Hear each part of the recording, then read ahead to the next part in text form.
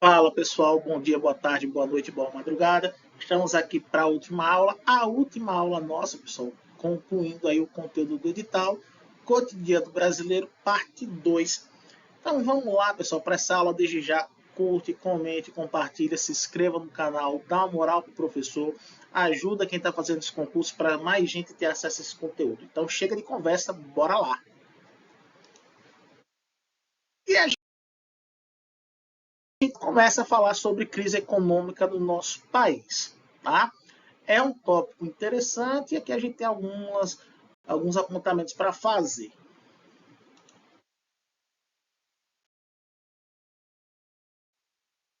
Vamos lá. A crise econômica atual no Brasil ela começa a partir de 2008, num contexto mundial. Então a gente tem a chamada crise imobiliária, que começa lá nos Estados Unidos e depois se espalha para o resto do mundo. Tá? Essa crise ela demora a chegar no Brasil, mas quando ela chega com muita força. Tá?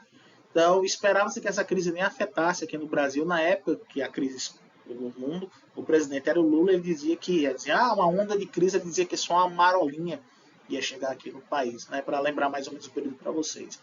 E o que aconteceu? Com essa crise imobiliária, os países desenvolvidos entraram em crise e reduziram, né, as suas compras de matéria-prima. Isso causou, pessoal, uma redução do preço das matérias-primas que a gente chama de commodities. E o Brasil é um grande produtor de matéria-prima. Então, resultado, com a redução do preço da matéria-prima, a gente parou de arrecadar, né, diminuiu a nossa arrecadação. E aí isso gerou um problema, menos dinheiro nos cofres do nosso país. Além disso, também a crise promoveu uma retração do consumo e isso trouxe uma redução da produção industrial. Então, tanto a matéria-prima ficou mais barata, como a nossa indústria passou a produzir menos porque tinha menos consumo. Resultado, as indústrias passam a produzir menos e passam a demissão em massa, né, o que a gente chama de desemprego conjuntural, por conta de desemprego por conta da crise econômica, para a redução de gastos. Então, isso virou um problema seríssimo no Brasil e o Brasil não conseguiu, e aí o governo Lula já passa para o governo Dilma Rousseff, o governo Dilma Rousseff não conseguiu dar uma resposta adequada a essa crise econômica. Tá?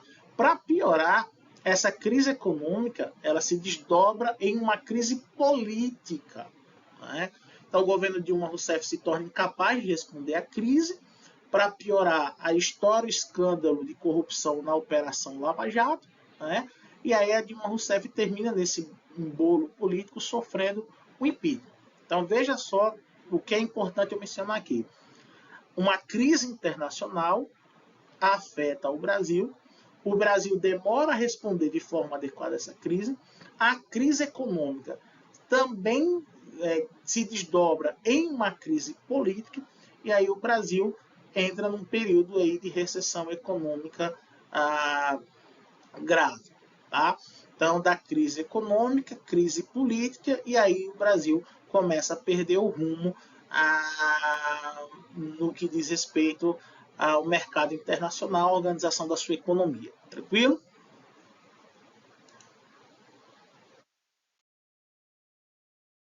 E aí, então, quem assume é o governo Temer, e aí as medidas que o governo Temer toma, elas não são eficazes para combater a crise, na verdade, há um agravamento da situação.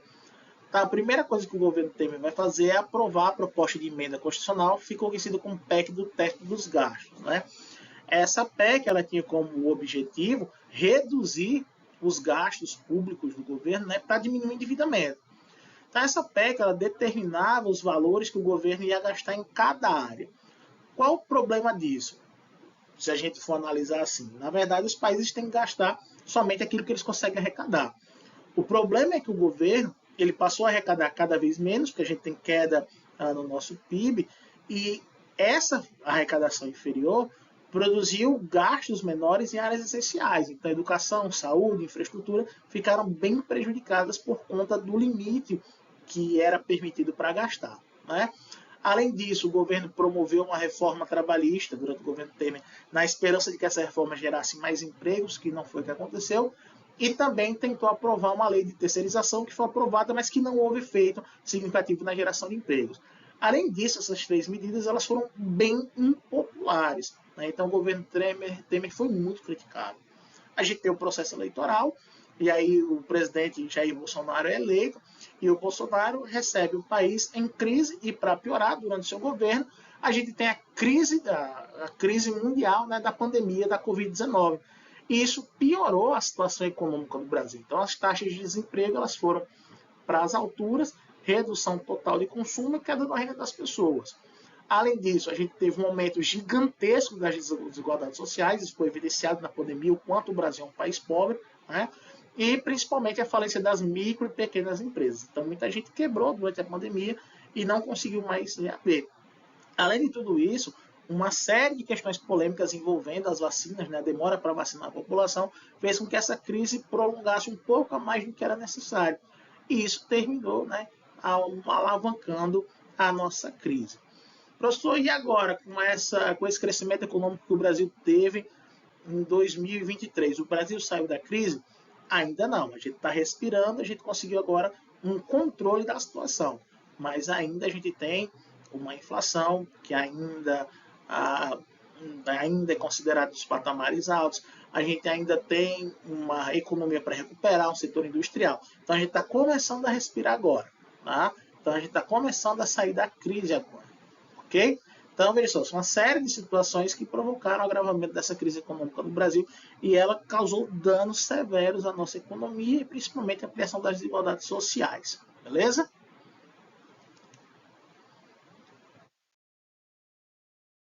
Ó, e aqui, só para lembrar, eu estou citando os governos, só para a gente ter uma noção de tempo. Então, primeiro Dilma, depois Temer, depois Bolsonaro, só para a gente ter uma ordem cronológica, né?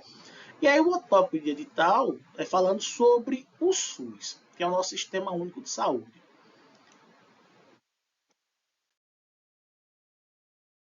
E o que a gente pode esperar do SUS para essa prova? Né? Primeiro, que o SUS é um dos maiores e mais complexos sistemas de saúde pública no mundo. Né? O SUS é invejado pelos outros países.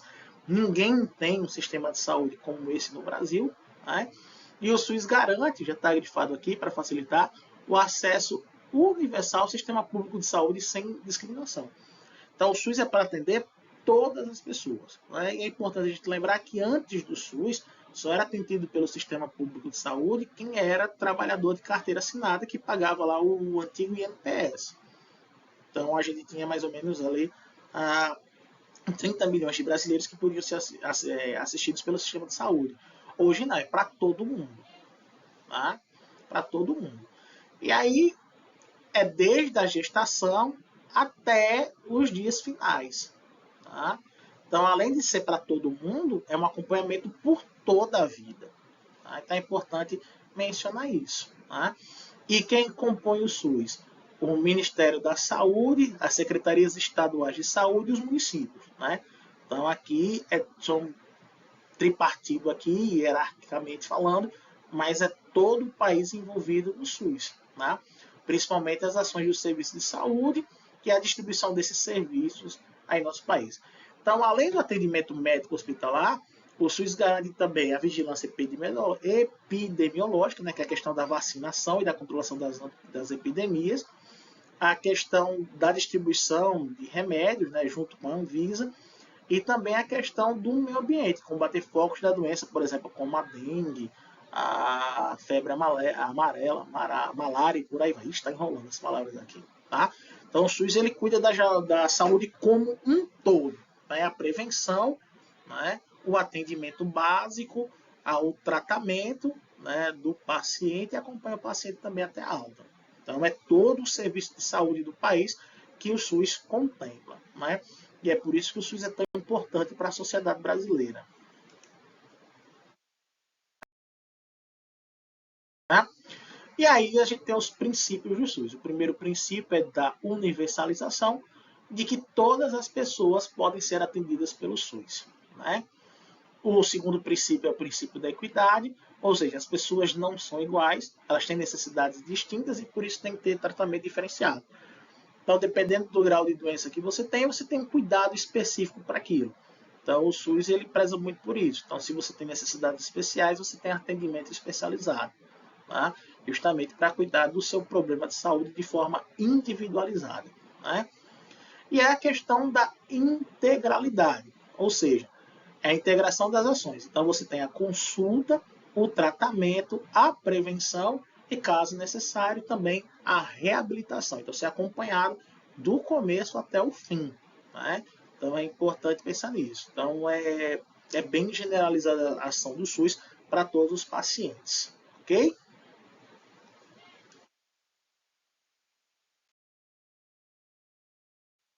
Além disso, também a gente tem os princípios organizacionais. Então, a regionalização e a hierarquização. Então, eu tenho atendimentos que são determinados a uma área geográfica, né? E aí, esse atendimento, ele vai seguir os limites dos recursos disponíveis na região. Então, em algumas cidades, por exemplo, eu tenho chamados hospitais regionais, que vão receber verba do SUS e que vão estar localizados em uma parte do estado e que vai atender toda aquela região ali. E o serviço oferecido vai depender do nível que o estado tem para manter. Então, você tem os hospitais regionais, que vão oferecer determinados serviços.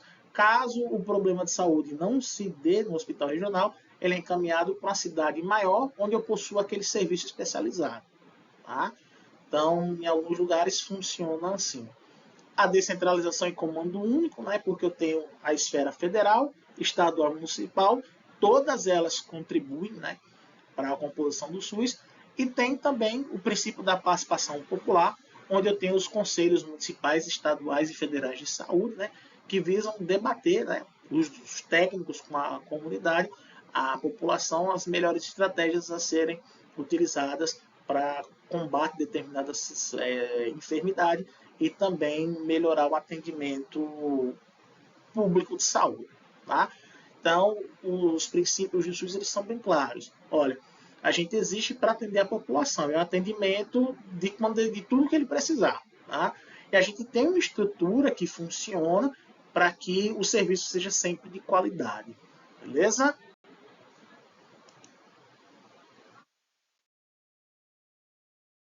E por último, a gente tem as reformas no nosso sistema de ensino. E aqui a gente tem um marco importante, né, que foi a criação da BNCC, a Base Nacional Comum Curricular, curricular comum, né, que é o documento agora que norteia toda a educação básica no Brasil, mas principalmente as mudanças que ocorreram nos últimos anos em relação ao ensino médio.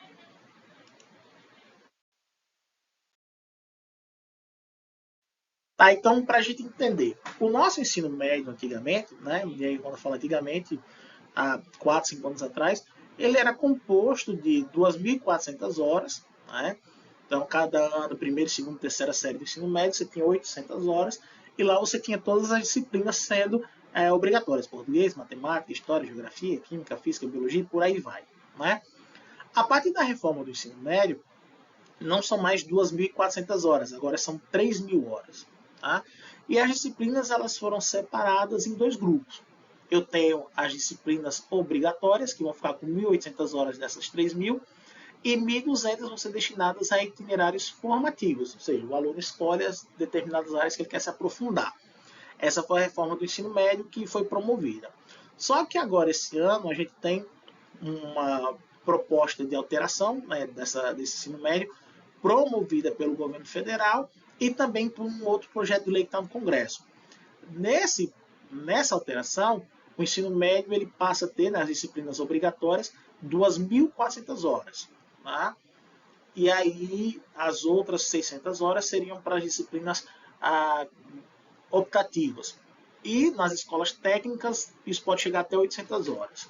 Tá? Por que foi realizadas essas mudanças? O ensino médio aqui no Brasil, pessoal, ele tem um grande índice de evasão. Eu falo que eu sou professor de ensino médio, de escola pública, eu conheço bem a realidade. A gente tem, dos alunos que começam o ensino médio na primeira série, menos de 40% concluem o ensino médio. Então a evasão é muito grande. Tá? E o ensino médio, hoje, ele já não oferece mais uma preparação adequada para o mundo moderno que a gente tem. Então é necessário mudanças no ensino médio para atender essa demanda. Só que essa reforma que foi feita, né, ela não atendeu essas demandas. A gente vê um monte de problemas que foram denunciados aí, vinculados na grande mídia, principalmente em relação a que matérias, que disciplinas iam compor itinerários. Então, vocês devem ter acompanhado algumas matérias de São Paulo, itinerário que ensinava a fazer brigadeiro, outros que tinham título que rola por aí, RPG e por aí vai.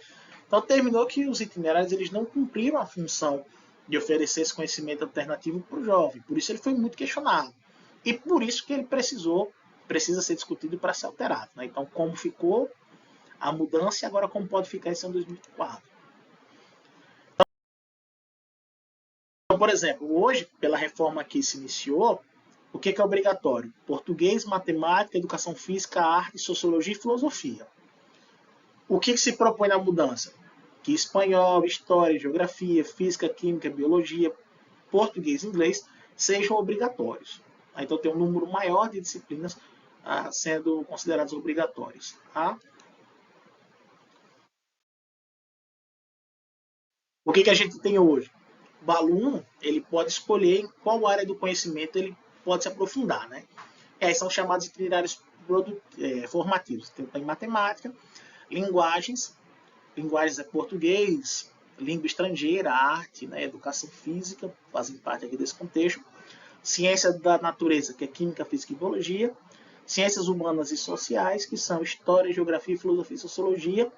E a formação técnica. Então, o aluno escolhe, dependendo do que a escola oferece, ele pode cursar. Então, isso aqui foi feito na reforma. O que a nova reforma do ensino médio propõe? Não existe mais itinerários e são criados percursos de aprofundamento e integração dos estudos, que vão combinar pelo menos 3 áreas do conhecimento. Aí é outra mudança que vai ser apontada. Né? O que a gente tem hoje em relação ao ensino à distância? As redes de ensino, tanto municipal como estadual, elas podem oferecer educação básica, a formação básica à distância. Então, é o EAD. Então, uma secretaria de educação ela pode oferecer um polo para os alunos assistirem essas aulas de forma virtual. Tá? E aí, agora isso vai ser proibido nessa nova alteração. Não pode mais. Tá? E, por último, um ponto que causa muita polêmica é a questão dos profissionais não licenciados, que é o saber notório. Então, hoje, né, a reforma do ensino médio, ela permite que profissionais que tenham o saber notório possam ensinar nas áreas afins da sua formação. Como assim? Tipo, um engenheiro, ele poderia estar habilitado a ministrar aulas de matemática e física, porque é afins com a formação dele. Tá? Então, hoje é o que a gente teria. Com essa nova alteração, está proibido. Ou você é professor de formação, ou então você não pode ministrar aulas. Tá? Então, isso vai gerar, claro, discussão e a gente vai acompanhar para ver o que acontece. Tá? Então, pessoal, até a próxima aula. Não, né? Até a boa sorte a todos. Uma excelente prova para vocês. Que vocês possam estar iluminados e que dê tudo certo para vocês. Valeu, soldado. Até o nosso próximo encontro, se assim Deus permitir. Valeu!